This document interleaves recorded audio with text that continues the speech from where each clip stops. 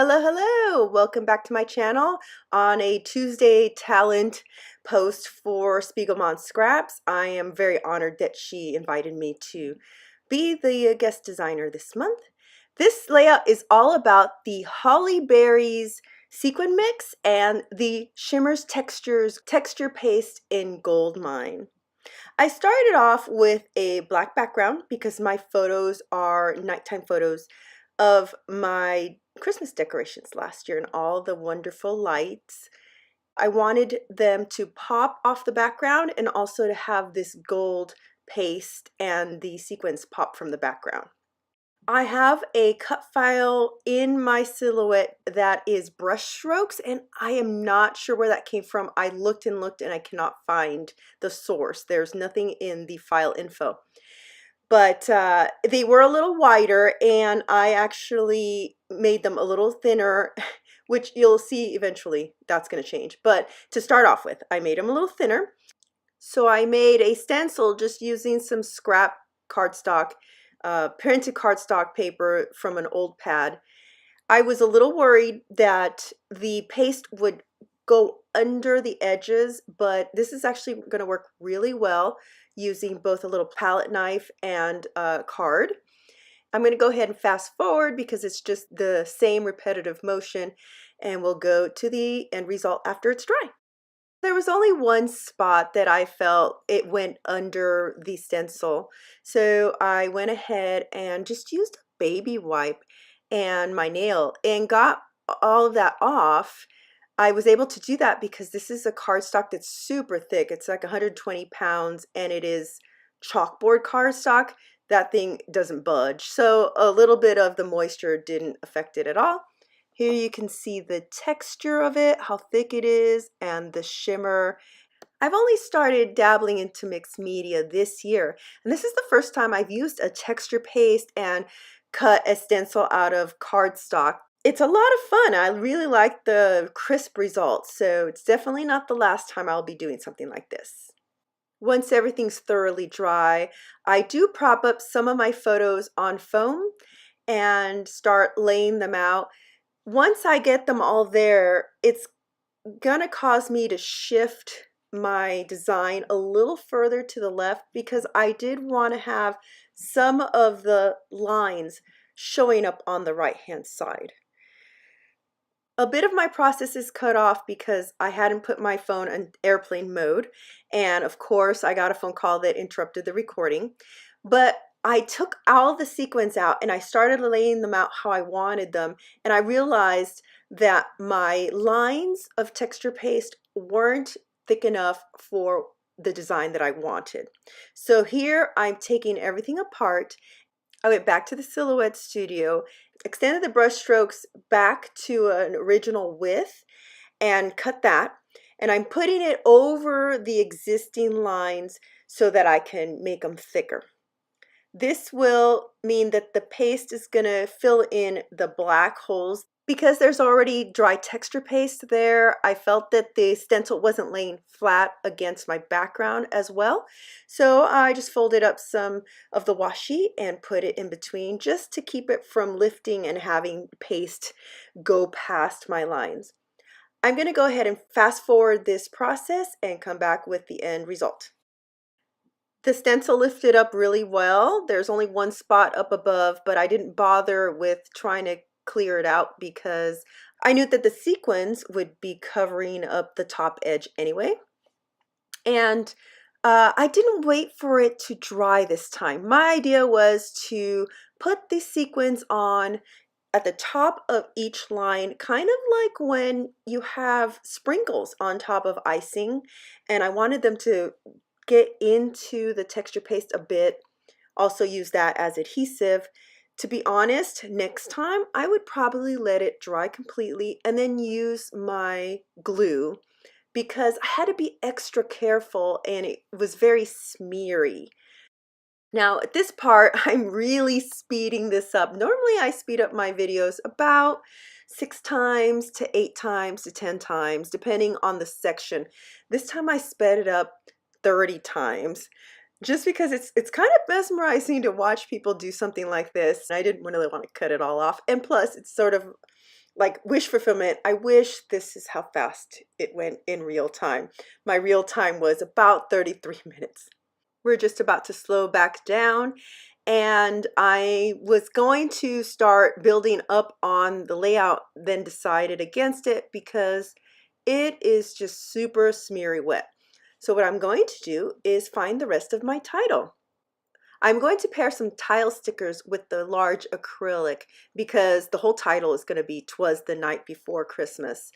I considered a few options. Some were too bright, like that one, and briefly looked at a red one, but I decided on a white on black tile sticker where the white wasn't super duper in your face, but it wasn't gold, because if you saw, I flashed there very briefly, I'm going to also use some word strips from an old Allie Edwards December Daily kit.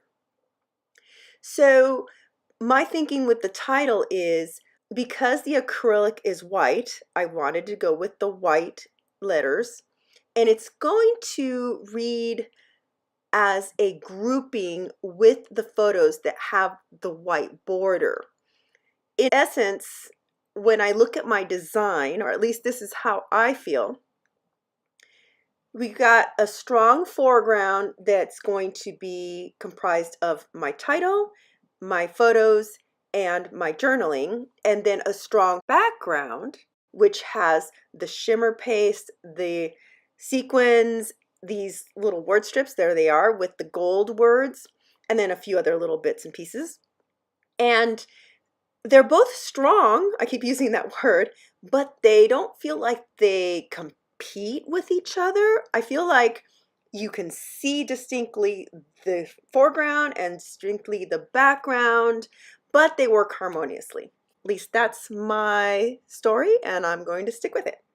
With that harmony in mind, I auditioned a whole bunch of flair, but only settled on one because I already had two circles in my photos. I tucked it in under one of the photos, and I did settle. There was a question of, do I use the sparkle that was scripty and matched Christmas because it was also Felicity Jane, or do I use the one that was typed? And I decided that the typed would be better. It just felt like the two scripty ones were going to compete with each other. And you've seen me here. I cut apart some of the word strips. I decided to fishtail the ends because they looked too blocky without fishtailing, and the fishtail mimics the end of the brush strokes. I looked at using the little pom-pom strip, but if I try to make it into the background, it would call too much attention to it. I could have maybe used it as a frame around some of the photos, but I didn't have very much. So that's not going to make it on the layout, unfortunately. Before too long, I decided to put down my title with the little tile stickers, and then get back to trying to balance out all the empty spaces.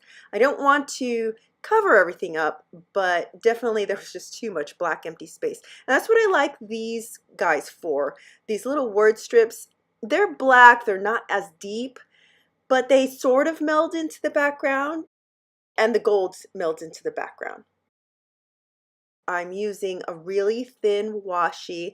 It is black and white, but because it's semi-translucent, the white isn't super duper bright. My choices for twine that I'm adding also had the option of some that were white toned and some that were ivory toned, like this one that is green and ivory. So that's what I went with to also match up with the background. And I wanted to kind of make this very whimsical and add some randomness, but in the end I felt that repetition would help keep it balanced without making it look crazy. So that is why in each spot I basically repeated the same thing: a word strip, washi, and twine.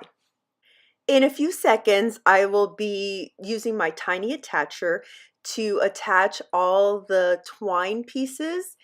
And just last week, I did a demo video on how you can open up the tiny attacher so that you can staple anywhere within your project. I got great feedback about that. Lots of people didn't realize that you can open up the tiny attacher just like We'll see right here, just like you can open up a regular stapler. The link to that video should be popping up right about now, and I will also add a link down in the description box. I finished this up by bending the tines on the back, and then I'm going to pull out some more embellishments. In addition to all the strips, I wanted to add some stars. These are wood stars. There are stars in the sequin mix, but they're quite small. So I wanted to add some that were bigger and taller to add another texture and some more dimension. Also sprinkling along with those more of the sequins. This will help break up the linearity of the background and adds more whimsy. I love sprinkling the sequins. That's like one of my favorite things to do with sequins. So that's why I've been trying to work out of the box and do other things than sprinkles. I did feel that there were still a couple of gaps. So I originally thought maybe I could add a word strip underneath the bottom photo, just across from the title, and that's not going to work. So I just added it to the top blank spot, did another grouping of board strip and washi and twine, and instead I'm going to utilize that spot by Christmas for my journaling, which is also going to be in white, as I mentioned before. I'm just about to staple the twine in, so I'm going to fast forward a little bit. Journaling is on, and now it's time for the day. I'm looking around to see where I can put it, and I decide to do it straight in the middle, right above Christmas. The thing is, I put the wrong date. I put 2018, and this is from last year. I'm clearly time challenged because I did the exact same thing on one of my previous layouts just recently. I'm hoping I can change it. Anyway, thank you for tuning in. I hope that you've got some inspiration and that you have fun playing with sequins and texture paste. Thank you everyone who watches, comments, and subscribes to my channel. I will see you here next time.